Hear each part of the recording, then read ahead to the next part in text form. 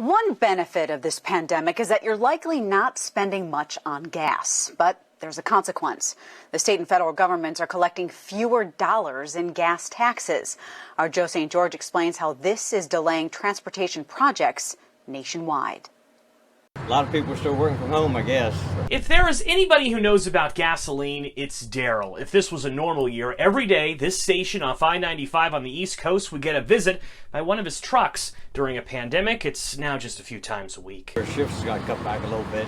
Well, you may think this is a good thing for your wallet for transportation departments. It's a nightmare. Nationwide, for every gallon of gas you buy, 18 cents goes to the federal government to improve roads. States also impose their own gas taxes. So when people don't drive, tax revenue goes down. The state is collecting less of that money. Allison Black is an economist with the American Road and Transportation Builders Association. She reports at least 39 states have admitted to declining transportation revenues. In fact, Black says these 14 states have officially canceled infrastructure projects totaling over $4.5 billion. In Florida, the governor vetoed tens of millions of dollars worth of local improvements, including a project in Tampa to make roads safer. In Ohio, the state's Department of Transportation budget will be cut by $71 million next year. And over in Missouri, leaders are saying they'll have to stop paving 20,000 miles worth of roads. And it's not just gas taxes creating problems. States are losing money from tolls and by delays in drivers